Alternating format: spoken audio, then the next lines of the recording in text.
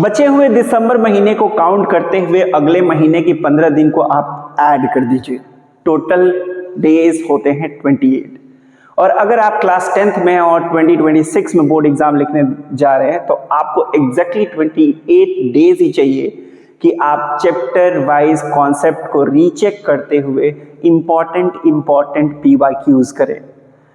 तो इस video series में मैं यही करने जा रहा हूं। ऑड डेज मैथ्स को कवर करेंगे PYQs चैप्टर वाइज, और इवन डेज को कवर करेंगे साइंस के PYQs चैप्टर वाइज, और 28 डेज में खत्म करेंगे सारे मैथ्स के चैप्टर वाइज PYQ। और सारे मीन्स बहुत सारे नहीं, चैप्टर वाइज PYQ कवर करेंगे। और 15 जनवरी 2026 तक ये चैप्टर वाइज PYQ का सिलसिला रोक देंगे।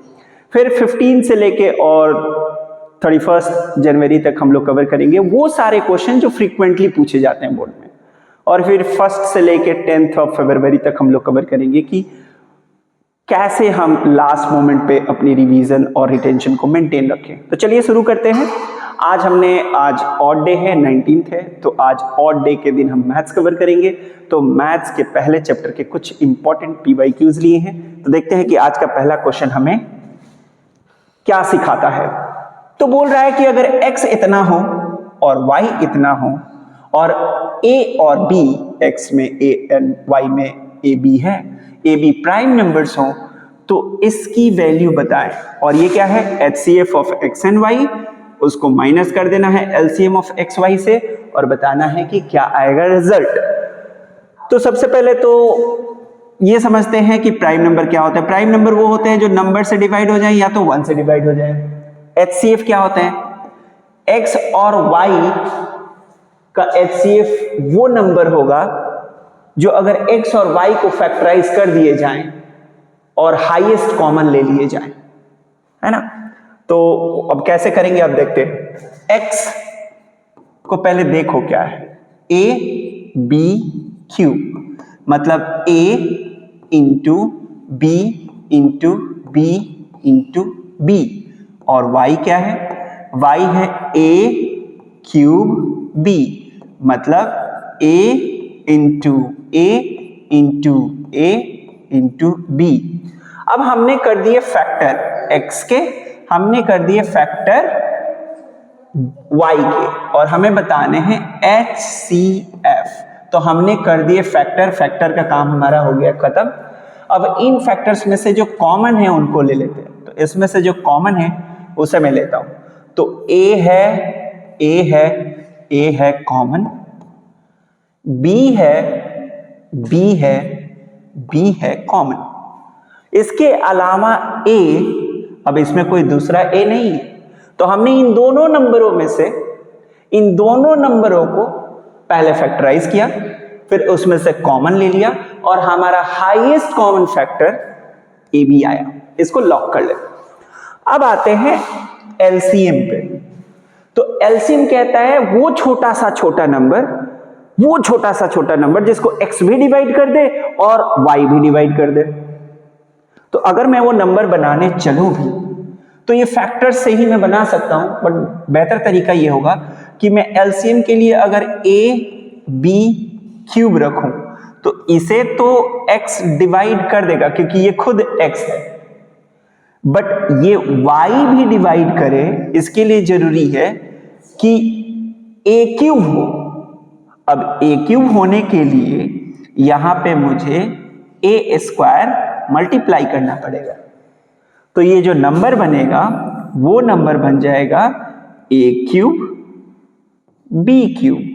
अब इस a क्यूब b क्यूब में a b क्यूब भी है और a क्यूब b भी है, तो ये x से भी डिवाइड हो जाएगा और y से भी डिवाइड हो जाएगा।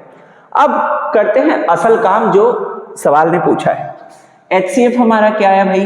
तो AB माइनस क्या करना है? LCM। LCM क्या है हमारा? A cube B cube. तो इसका आंसर आना चाहिए ये। अगर ये आंसर नहीं आता तो आप AB को कॉमन ले लीजिए, तो यहां बचेगा 1 और यहां से अगर एक AB बाहर निकाल लेंगे तो AB का या तो होल स्क्वायर लिख के आएगा, नहीं तो A स्क्वायर बी स्क्वायर आएगा। बढ़ते हैं अगले सवाल पे। तो अगला सवाल हमसे क्या पूछता है? अगला सवाल असर्शन और रीजनिंग का है। दो स्टेटमेंट दिए जाएंगे, पूछा जाएगा पहला सही है कि नहीं, दूसरा सही है कि नहीं, पहले का दूसरा सही जवाब है कि नहीं, या फिर न पहला सही है न दूसरा सही है। तो असर्शन कहता है 4 की पावर n ends with 0, मतलब 4 की पावर अगर 1 लिखें, 4 की पावर 1 लिखें तो 4 आएगा, 4 की पावर 2 लिखें तो 16 आएगा, 4 की पावर 3 लिखें तो 64 आएगा, और 4 की पावर 4 लिखें, ऐसे करते चले जाओ। तो कह रहा है कि 4 की पावर n लिखोगे, कोई भी नेचुरल नंबर यहां पे रखोगे तो वो 0 पे एंड होगा, मतलब उसका यूनिट प्लेस 0 होगा। ये उसका स्टेटमेंट है, जो कि बिल्कुल सही बात नहीं है। अगर किसी भी नंबर के यूनिट प्लेस पे 0 है का मतलब यह है कि उस नंबर में 10 है। अगर मैंने 50 लिख दिया तो उसमें 10 है, नहीं दिख रहा है तो देख लो। अगर मैंने 100 लिख दिया तो इसमें 10 है, देखो 10 इंटू 10। तो अगर किसी के यूनिट प्लेस पे 0 लिखा है मतलब उसमें 10 है, और किसी नंबर में 10 होने के लिए ये जरूरी है कि उसमें 2 हो इंटू 5 हो। ठीक है, तो अब किसी भी नंबर में अगर 10 है, कोई नंबर 10 है, उसी का पावर 10 हो सकता है। तो अगर किसी भी नंबर का फैक्टर में 2 और 5 नहीं है तो वो 10 नहीं बन पाएगा। अगर किसी नंबर में एक भी 10 नहीं है तो उसके पावर्स चाहे जितनी मर्जी लगा लो, कभी भी उसका यूनिट प्लेस 0 नहीं आएगा।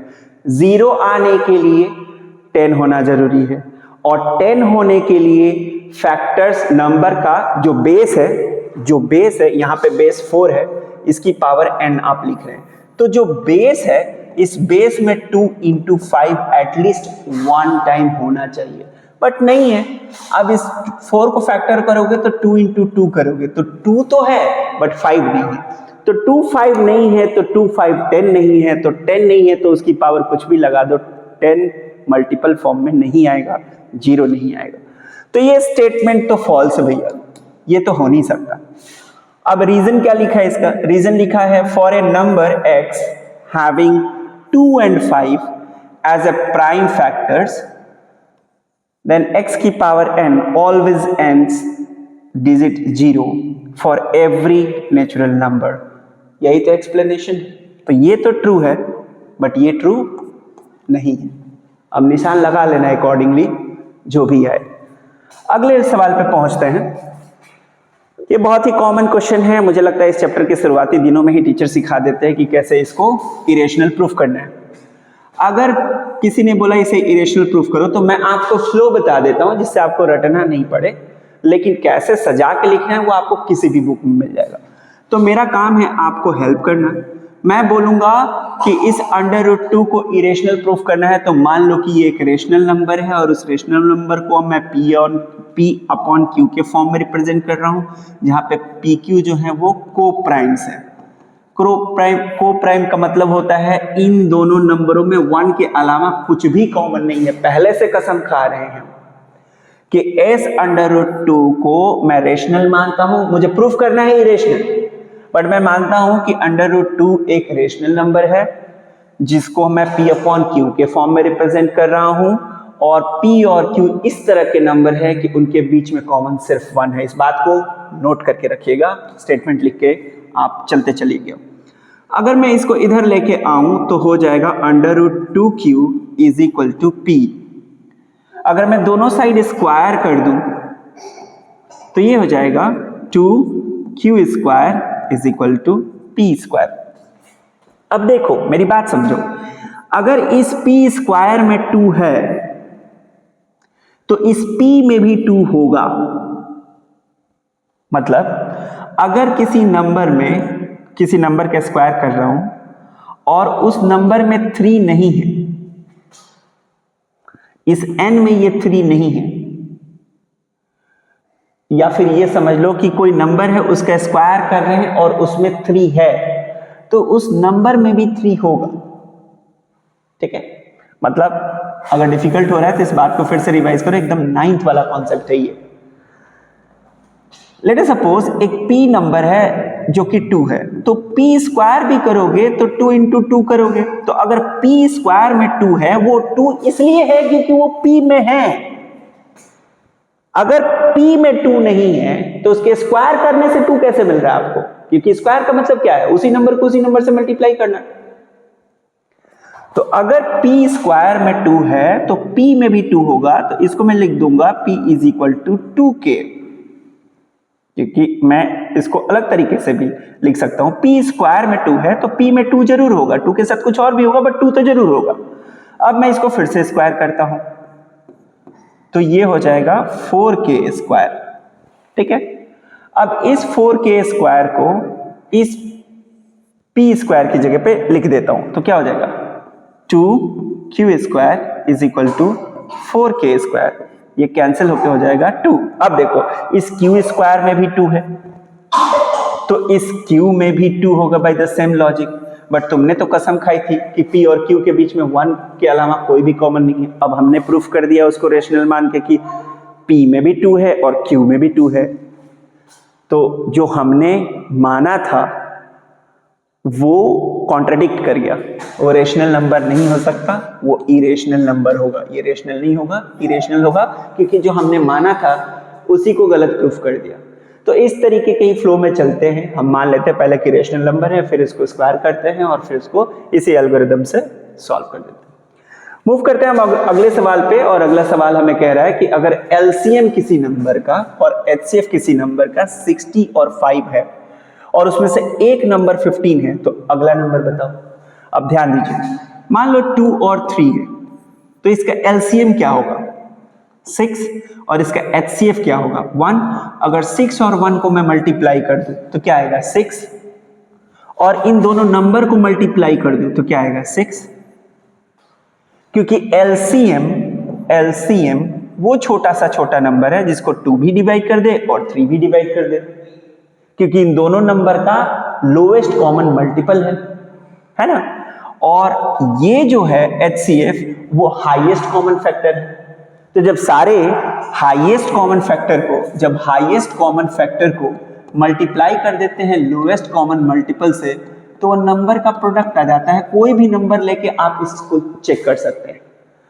तो जब ये आपको पता चल गया, तो ये हमें दिया है 60, ये दिया है हमें 60, ये दिया है हमें 5 और ये दिया है 50, तो दूसरा वाला नंबर आसानी से निकल जाएगा 4, दूसरा नंबर 20 आएगा। ठीक है, आसानी से आप कर सकते हैं। 15 से डिवाइड करेंगे 4 इंटू 5 20। नेक्स्ट क्वेश्चन पे पहुंचते हैं।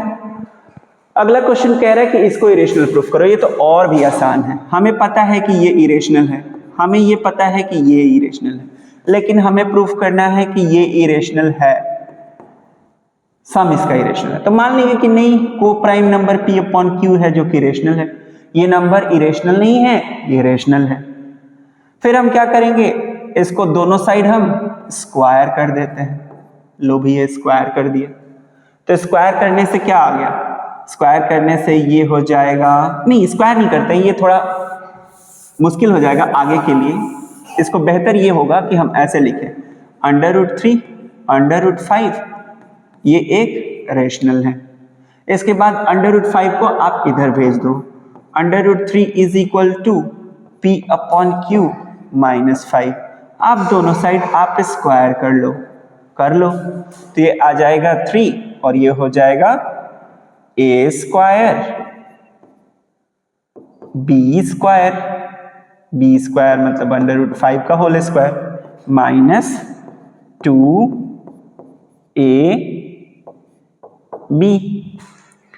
अब देखो